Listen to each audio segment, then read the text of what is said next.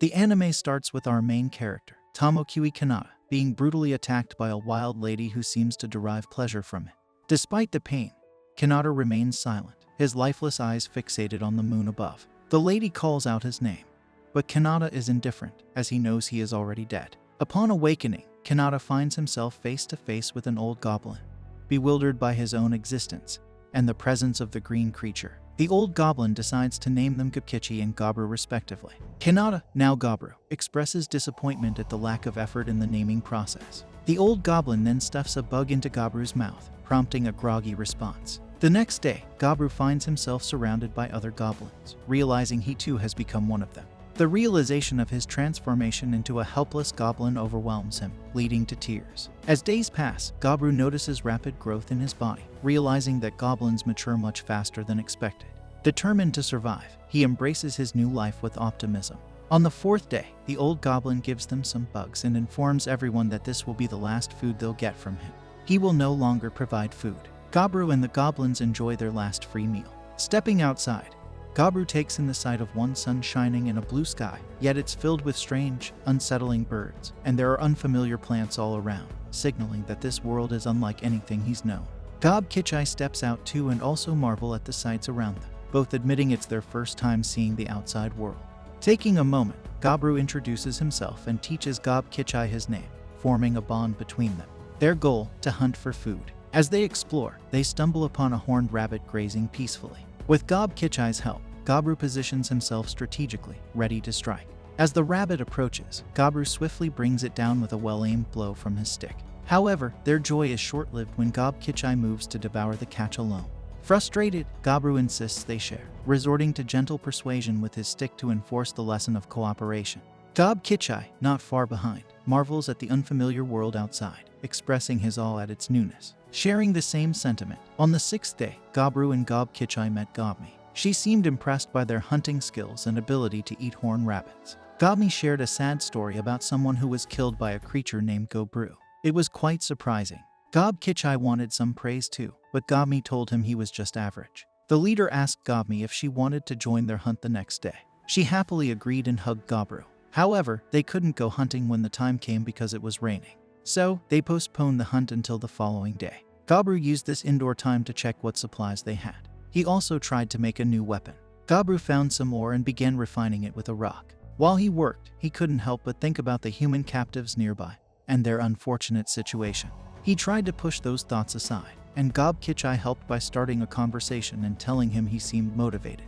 The seasoned goblin observes that Goburou might level up faster than anticipated upon a closer look. This is the first time the young one hears about this leveling idea. Gobji educates him about the gestures used to display one's level. Goburou taps his head, and the system notifies him that Gobji is at level 86. The elder reveals that upon reaching level 100, one can evolve into a more advanced being. This achievement is quite rare, as only one out of every dozen goblins manages to accomplish it. Goburou notes mentally that goblins age rapidly, as Gobji, despite being in his 22nd, appears to be on his last legs. The old goblin informs Goburou that the goblins in their prime will return soon. When they do, the newborns will witness what an evolved hobgoblin looks like. However, Gobji is more interested in seeing what kind of prey they will bring this time. It has been 8 days since Goburou's reincarnation. Gobmi joins them on their hunt and hits a monster snake with a slingshot. This provides an opportunity for the boss to take it down.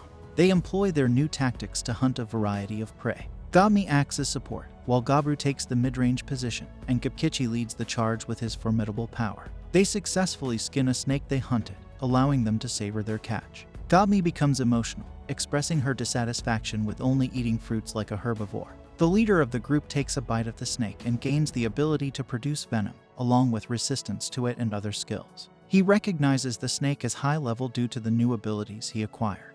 Goburou prevents Gokichi from consuming the poisonous head, relying on his resistance. Despite the challenges, Goburou is determined to survive in his second life.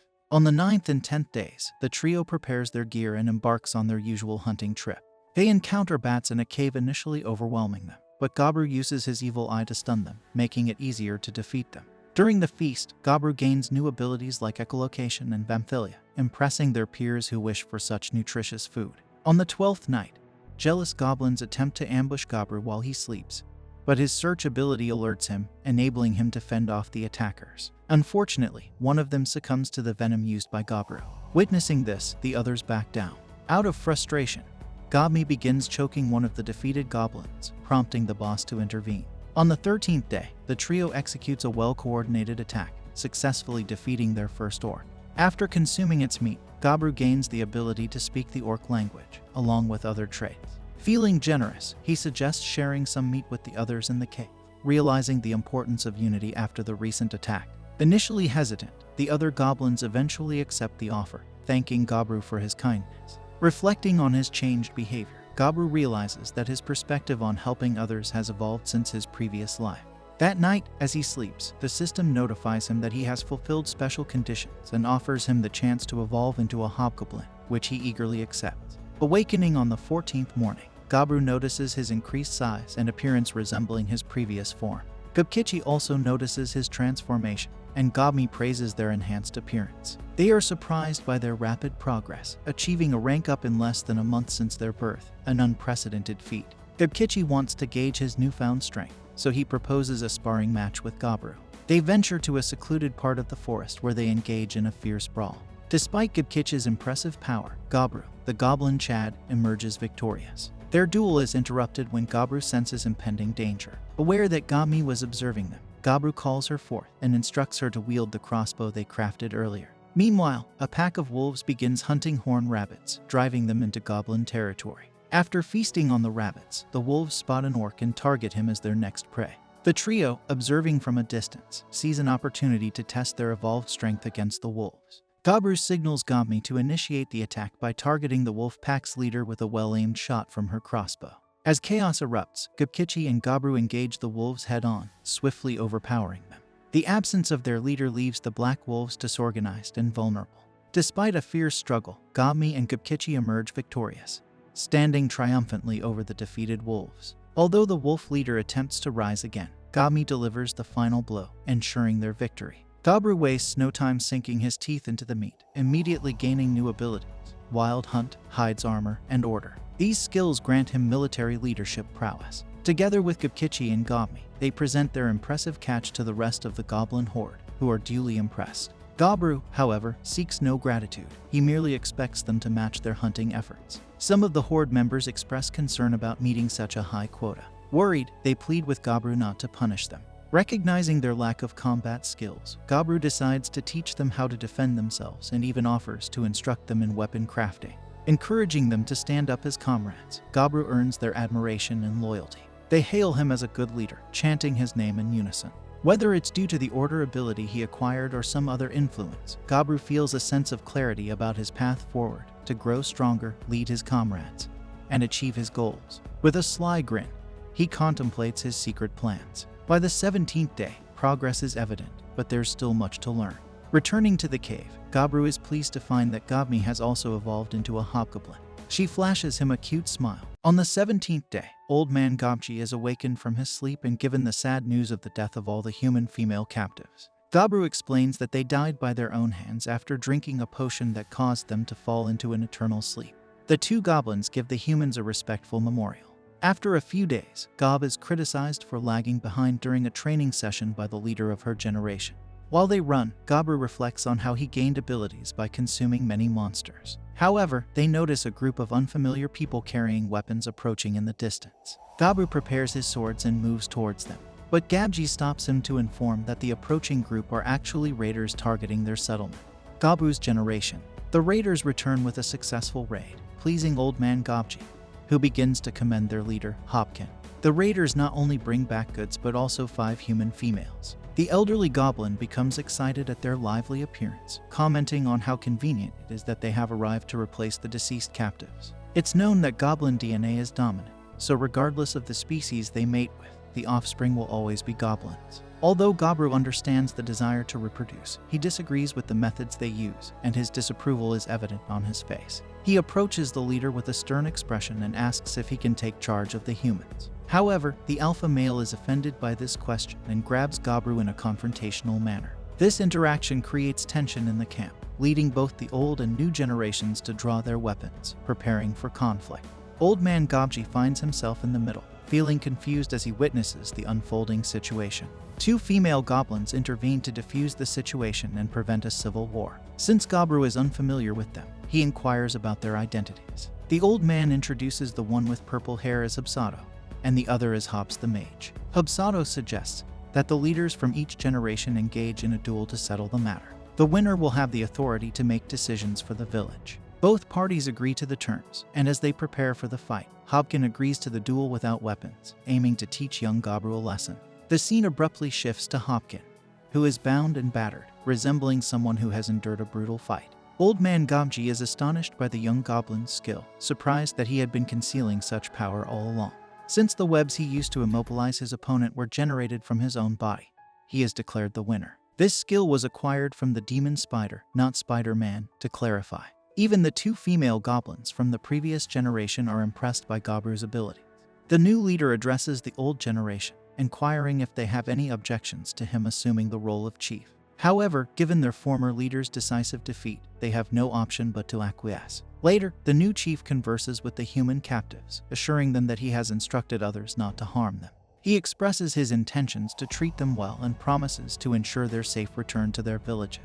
One of the captives asks what they need to do in return for this, to which he replies that he simply seeks their human knowledge.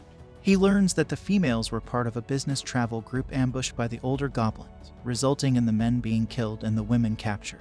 After hearing their story, the women begin to cry, but Goburou doesn't want to involve himself in their tears and leaves them to it. The next day, he brings them breakfast, and the red-headed woman greets him with a smile. The women seem happier since the chief assured their safety, so they enjoy the food he prepared.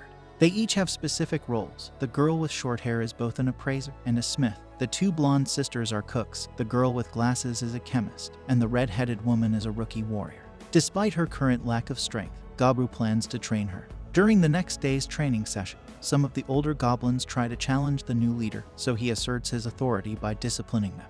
Goburou decides to prioritize training over hunting for now and wants everyone to adhere to the rules he's established. Remarkably, he accomplishes all this within 28 days. By day 31, Goburou sets a good example for the group by sparring with Gobkichi. The onlookers are amazed by their intensity, while Hobkin sulks in a corner. Later that night, while the chief sleeps, Hobkin and a few others sneak into the area where the human females are held. Before they can carry out their intentions, Goburou appears and confronts them, subduing them with his fists and sword. The women wake up to find Goburou has captured the intruders. He knocks out Hobkin and apologizes to the females for frightening them. The villagers gather as Goburou orders Gobkichi to drag the criminals outside. He instructs him to wake the others and bring them to witness the punishment he's about to administer as an example. In the rain, the clan watches as Goburou disciplines those who refuse to listen to him. Hobkin received the harshest punishment since he was the leader and the former boss. Goburou turns to the people and asks if they now understand the village rules. They all nod fearfully, clearly grasping the message. With that, the leader dismisses them. By the following day, Hobkin, who received the worst punishment, had passed away. Later, a few of them go hunting and encounter a trihorn horse, which proves challenging to take down. Despite the difficulty, they succeed and enjoy the horse meat. Consuming the flesh triggers a change in Goburou's system, granting him new abilities. He tests one of them, the triple thrust skill, on a nearby tree and is impressed by the result. This skill triples the impact of a single strike for extra damage. The next day, Gob has evolved into a hobgoblin, and she is pleased with the transformation. Meanwhile, Gobkichi has been appointed captain of the armored fighters. Gobmi leads the ranged unit, and Hubsato oversees the mobility-oriented lightly armored force. Gobai manages rear support, handling various tasks. Hobsea, the village soul mage, leads the magic force, serving as a one-woman army. With things going well, the chief decides to venture deeper into the woods to hunt prey not typically found in their region. He encounters a trihorn horse and uses a special magic attack to swiftly eliminate it, sparking his excitement to journey further north into the wilderness. A trail of blood reminds him of a warning from Old Man Gobji during his childhood. He cautioned the children never to approach or enter the northern woods because of the monstrous creature known as the Red Bear. Despite the warning, Goburou faces the creature head-on, choosing to confront it rather than flee. In another part of the village, the residents grow concerned as their leader has not returned. Gob asks around if anyone has seen him, but they all claim ignorance about his whereabouts. Meanwhile, in the forest, Goburou summons the magic spear he used earlier and hurls it at the bear. The bear sacrifices one of its hands to avoid the fatal blow, impressing Goburou with its instinct.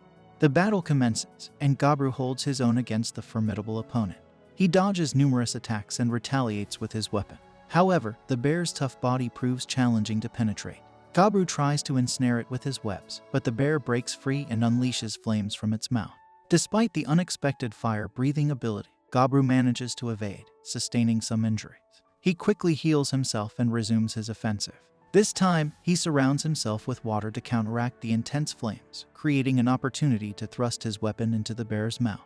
For a moment, victory seems within reach, but the bear hurls him across the field. Despite the looming threat of defeat, Goburou refuses to yield, driven by his determination to defeat and consume the bear. With sheer willpower, he launches a final assault, ultimately vanquishing the creature. Although he sustains significant injuries in the process, he achieves his objective of defeating and consuming the bear. After consuming some of the meat, Goburou gains more abilities, but his injuries cause him to collapse. In a moment reminiscent of a solo level up in a game, the system notifies him that he has surpassed the level limits and offers him the chance to evolve into a rare ogre species, which he accepts. Upon awakening, he notices a change in his appearance and realizes he has transformed into an ogre. Upon returning to the village, the villagers mistake him for an attacking ogre due to his unfamiliar appearance. Despite his attempts to explain, he struggles to communicate with them.